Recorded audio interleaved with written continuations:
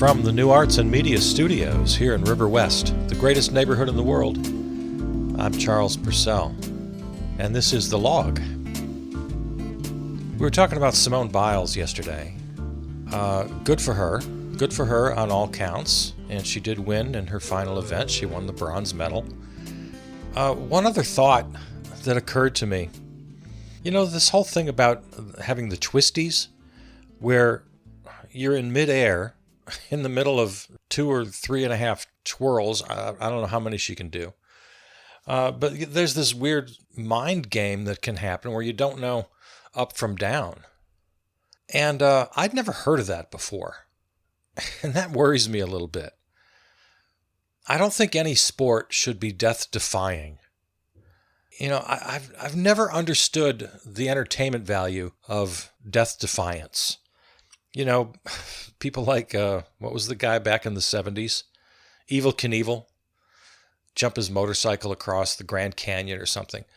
That's just kind of the lowest form of entertainment. It's trashy and to me just kind of vile. That anybody would be entertained at the thought that someone might die violently for the sake of your entertainment. I never understood that. Well, I also never understood until just this last week that can really happen in gymnastics. If you land wrong, you break your neck and you're dead. I don't know. I don't know. I'm no expert on gymnastics. I don't know what whatever governing board there is. You can tell I don't know much about this. Whoever makes the decisions about official gymnastics. But I don't want to see the sport advance to the point where people are taking their life into their hands. And that was the whole thing about Simone Biles. She was doing unbelievable things. She was literally the only human on the planet who could do them. And now to find out that she suffered from this sort of mental lapse where she knew that she couldn't put herself in that danger. So it wasn't only, we kept hearing about her mental health. Well, ultimately, it was her physical health, because she knew damn well that she was having that issue, that little block, that mental block. And if it triggered during while she was up in the air, she could really do serious physical harm to herself. So I don't know. But I never really thought about this regarding gymnastics before. I had no idea.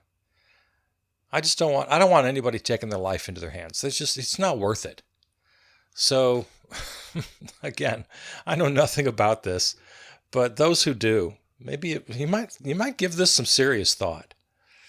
All right. Anyway, as I said yesterday, all love and all gratitude to Simone Biles for being the perfect role model for everyone. So this. I hesitate to say anything about it. I use the same qualifier every time I talk about the infrastructure bill. I'm not going to believe anything till it's signed.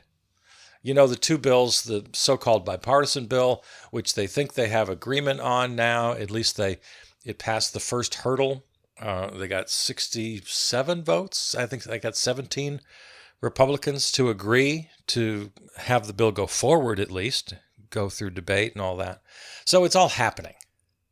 But the Democrats have already said that there's no way it's going to happen unless and until their bill, their 3.5 or whatever trillion infrastructure bill goes through. That's the one they're going to do without Republicans. They're going to do it through the reconciliation process. And so one depends on the other. And we still have Manchin and Sinema to deal with.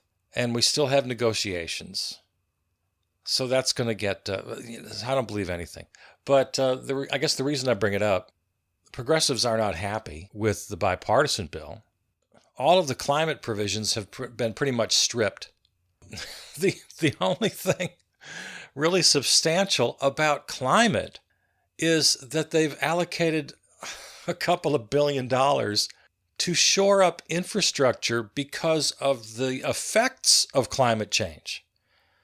In other words, at least what they're saying in this particular bill, well, screw climate change. It's just going to happen. I guess there's nothing we can do about it. But what we can do is we can shore up coastline infrastructure and et cetera. So at least when it does come down on us, it won't come down on us quite so hard. We'll be ready for it. It's like, well, we can't stop the floods. We can't stop the fires. We can't do anything about climate change. Okay, well, what the hell?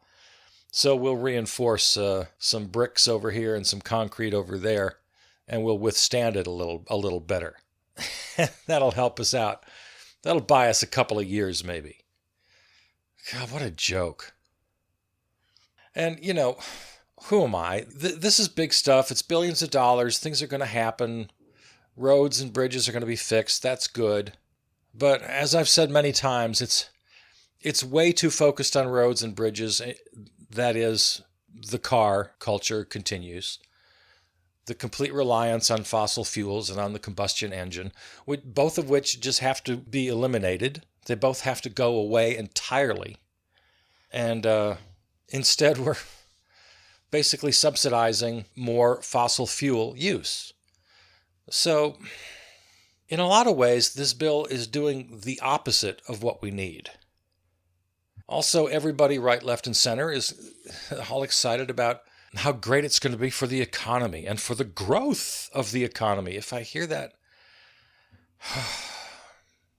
I can't be the only one. I know there are other people out there, right, who understand that growth is not what we want. This can't be a universally accepted thing, that the economy continues to grow. No. We don't want the economy to grow. We want it to shrink. We want less activity. We want less production. We want less consumption. We have to have a system that doesn't rely on consumption for its very survival. We are so backwards. Everything is just upside down and backwards. So I'm not happy about it. By the way, it's 2,700 pages long. Lord mercy. It's 2,700 damn pages long. And as we speak, it's in the process of being amended and debated, and it's going to change. It's not, those 2,700 pages aren't going to be word for word what passes. By the time it gets through all the sausage making, as they like to call it, it's going to be something that nobody's read and nobody understands, and just going to be chock full of favors for one group here and favors for one group there. It's just no way to legislate. We're just doing everything backwards. We're doing everything upside down and wrong. I'm not happy. Yeah, it's all about the fossil fuel economy. It's all about growing it. It's exactly what we don't need. The only thing about it I like, and I've said many times, I want us to be safe. I don't want a bridge to collapse. So that's good. Okay? That's the good I can find. If it makes physical infrastructure safe, then I'm all for it. Okay, fine. It's got a pretty big chunk in there for broadband, for internet access. Okay. All right, that's good. And I guess there's enough in there, so even, I guess Bernie's voting for it. He's like literally the only progressive in the Senate. And we have a nice little progressive caucus in the House. I think they're going to vote for it when the time comes. We'll see. Well, that's one of the question marks going forward. Because as I said, these two bills, the reconciliation bill and the bipartisan bill, they won't do one without the other. They've made that very clear. And the progressives are going to make some noise. All right, good for them. Make some noise. So we'll see where this goes. But generally, this is just another example of how we are just so screwed up. Speaking of the progressives, good for them, and Cori Bush especially, of Missouri. Cori Bush is my new favorite. She camped out on the steps of Congress. She lived outside for a couple of nights, and she made a pretty big fuss about the eviction moratorium running out, and just insisted that the president, the CDC, do something about this eviction moratorium lapsing and leaving millions of Americans susceptible to eviction right in the middle of a damn pandemic. And the progressives just weren't having it, and they made an awful lot of damn noise with Cori Bush, the top noisemaker, and damned if it didn't work.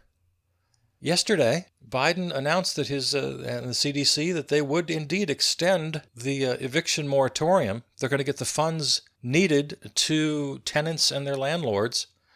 Now, it's here again, let's take the good with the bad. Here's the good first. 3 cheers. I mean, let's hear it for Cori Bush and the progressives, who just, against all odds, and everybody was telling them, there's nothing we can do, nothing we can do. Even Joe Biden kept saying, and through all of his spokespeople, saying, there's nothing we can do. Because Brett I Like Beer Kavanaugh wrote an opinion a couple of months ago saying, oh no, CDC can't extend this another time. The only way to extend the moratorium is for Congress to do it. Yeah, let's listen to Brett I Like Beer Kavanaugh. So Joe just threw up his hands. Sorry, Brett I Like Beer Kavanaugh says I can't, so I can't. Sorry, would like to. And was just going to let it go at that. But pressure and just nothing but nothing. They have no nothing to fight with. They have no collateral except their voices. So AOC and Cori Bush and the other progressives, they just yelled long enough and loud enough until it got done. I love the way Joe explained it. He said, well, for the longest time, lawyers have been telling me that I can't do it, but then I found some other lawyers who said I could. He just found some different advisors. And he comes right out and admits it. And I guess the people who know about these things say, yeah, it's going to be challenged probably in court because of the Brett I Like Beer Kavanaugh decision. That, no, you can't do this. So under the pressure from progressives, Joe just decided to just do it anyway. Well, I got a couple of high-priced lawyers here who says I can, so I'll just do it. And I know I'm taking a chance, and it might be reversed. I might lose. But in the meantime, and he's not even coy about it. He comes right out and says it. In the meantime, there's a process. It takes a while to evict somebody. You can't just knock on their door and they're gone in 5 minutes. You got to serve papers and you got to give them some time and you get a chance to appeal. And now with this little window of time, you can get these funds that have already been allocated by Congress in the last COVID Relief Act. And now you got to fill out all these forms and talk to your landlord, tell them that money's coming. And so you just get this in under the deadline. You might have, 10 days or 20 days or 30 days or 45 days before this thing is thrown out in court. Well, it's going to buy you a little time. And even if it's not thrown out in court, it's only, let's see, October 3rd, I think is the date I saw. It's good till October 3rd. So you're already behind in the rent. We're into August now, so you're looking for the August rent. They can't throw you out, but you got to catch up, and then you got to pay August rent and September rent. And now, here it is, October. If you're not caught up, well, out on your ass. Even if this thing isn't thrown out in court, even if it works like a charm, you're still, where are you? So, I got this constant sort of good angel, bad angel having this terrible argument on my shoulders. Well, it's Cori Bush and AOC and the progressives. Good for them. Look what they did. America can work after all. What are you talking about? They're gone in 2 months anyway. What we really need is a universal basic income. We need to have no such thing as a landlord. The word landlord needs to be an historical term. We need to completely turn this thing around. Again, everything is upside down and backwards. Have we not, this pandemic and the ensuing hardship that's resulted, we've seen what it's done to essential workers, to non-essential workers, to low-paid workers, to people of color. We've seen the inequality in society just balloon. It's all right in front of our eyes. And now the economy is growing again, but it's leaving certain people behind, and others are so damn far behind that they can't catch up. I mean, going back to this infrastructure bill, it started out, what did it start out, like $6 trillion or something? It's down to about $1 trillion, and only half of that is actually new money. They're taking nearly $500 million from funds already allocated to COVID. I said, okay, we'll just take it from over here. Because the Republicans were just insistent on driving the price down and down and down. So now there's 500 million, no, billion, half a trillion. Oh man, these figures. Yeah, $500 billion. Let me get my figures right. It's about half of it, about 500 to 600 billion, is new spending. And the other half, about the same amount approximately, has already been allocated. It's already in the gears of government, but it was allocated for COVID relief. Well, we'll just steal some of that. And just as the pandemic is soaring again, and we're heading for our fourth wave, and who knows how high it's going to go. And people, millions by the millions, are in danger of losing their houses or their apartments, being literally thrown out on the street. Like I said, even if this works perfectly, it's good for 2 months, 2 lousy months. You're going to catch up after a year and a half of falling behind? You're going to catch up? Oh, and by the way, unemployment benefits, they're stopping as of, September, right after Labor Day?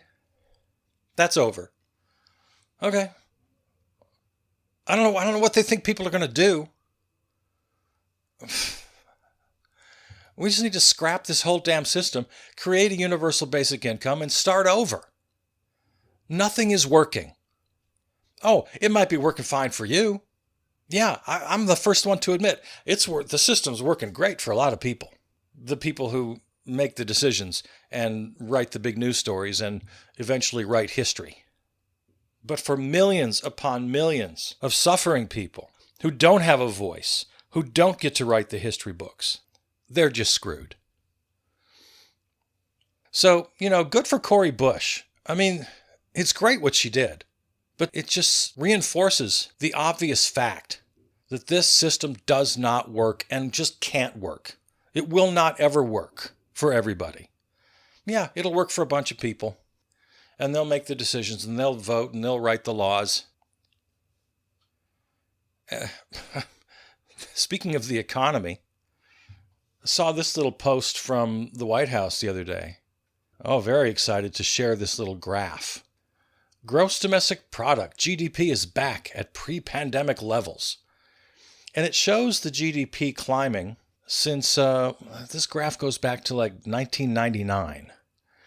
And it's a steady climb. If you can picture a graph, this line's going up, up, up with just tiny little dips, but mostly up, up, up at about a 45-degree angle. Maybe 40, about a 40-degree angle. It's going right up, up, up, up, up until 2020. And then COVID hits and it drops like a rock for about a year. And then it climbs again. This time, I got to do my math. I don't know what this angle is. It's practically straight up. Until now, the latest numbers, we have surpassed our previous high, the pre-pandemic high. And everybody's all happy about this. Everybody, right, left, and center. You guys, don't you get it? Doesn't anybody get this? Well, is this a rhetorical question? I know, because there are plenty of economists out there. I read them all the time. They understand that we don't want growth. We want negative growth, quite literally. In fact, it's the only thing that's going to save us from ourselves. Hey, what an uphill battle this is. I feel like Cori Bush sleeping out on the steps of the Capitol. Is anybody ever eventually going to listen to this? We can't grow the economy. That's not a universal good. It's just the opposite. We can't keep building things and making things and selling them and buying them and using all the energy and transportation to ship them it's just, economic activity is exactly what we don't need. Unless you just don't care, I'd kind of like to live on this planet until my natural death. I'd rather not die at the hands of the climate crisis. And I certainly don't want my kids to die at the hands of climate crisis, or their kids if they have any. I mean, I'm a pretty old guy. I'm going to be lucky to make it out of here and die a natural death, let alone my kids. I don't know what you guys are thinking. I don't know what you're reading. I don't know what you're smoking. I don't know what pills you're taking to make you believe that we can continue on this trajectory. I don't know. I don't get it.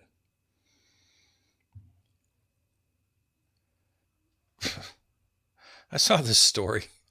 Oh, Lord, one of these stories. A waitress at a Waffle House made the news.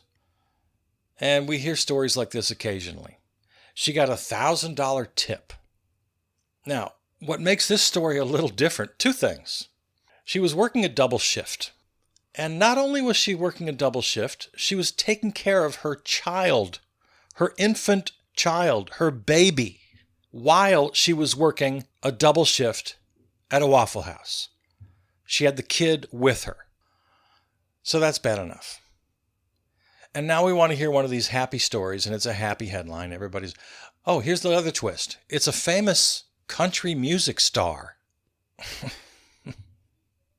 This happened in Greensboro, North Carolina. We don't know who the famous music star, country music star is. She decided not to tell that to the news folks. A photo of the check showed that the customer tipped $1,000 on a $12 order. Sherelle Lackey, the waitress, told Fox 8 News that the musician also gave her 2 tickets to one of his concerts. Okay, so she posted about this.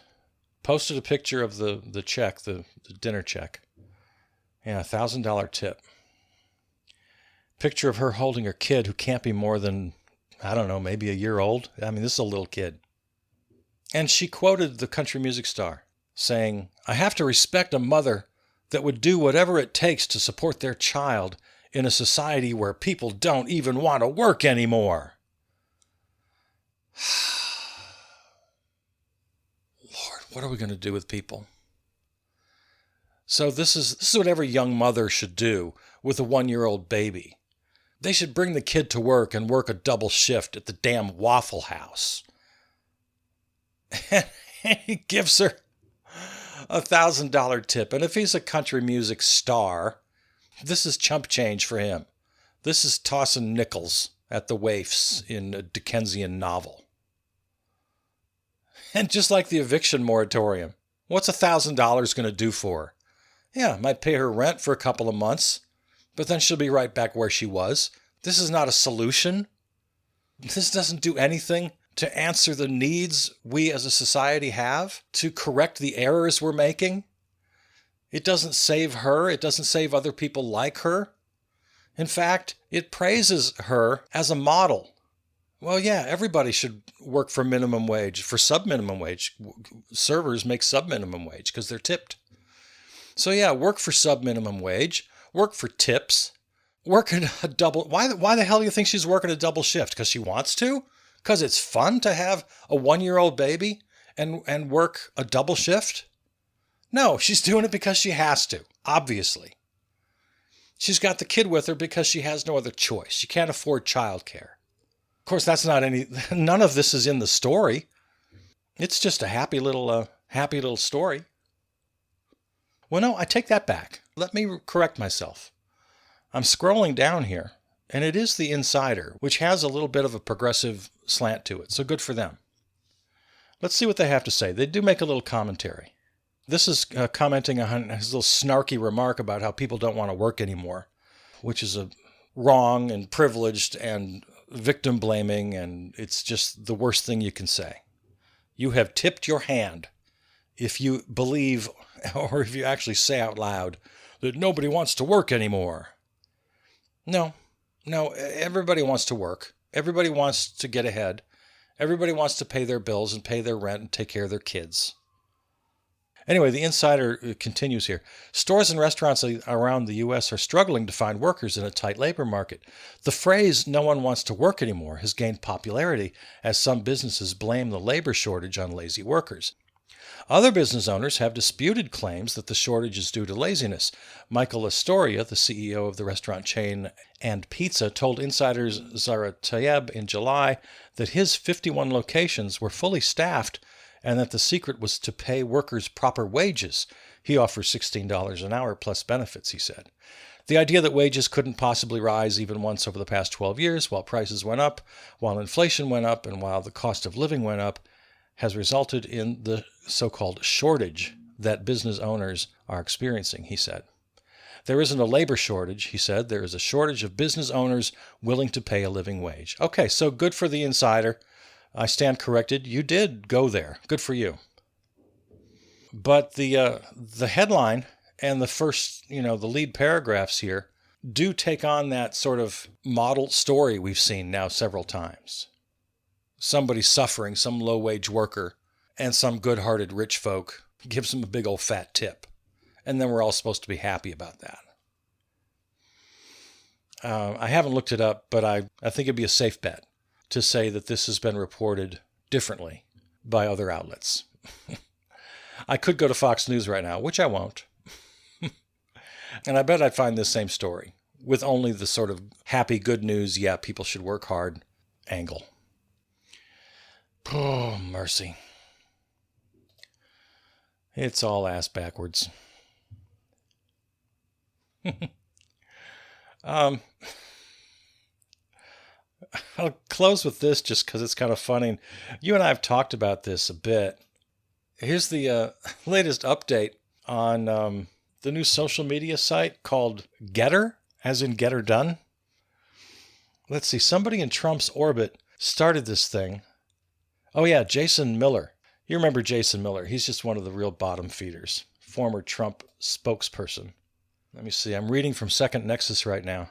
One of the most recent, and talking about these different social media outlets, one of the most recent is Getter, launched by former Trump spokesman Jason Miller.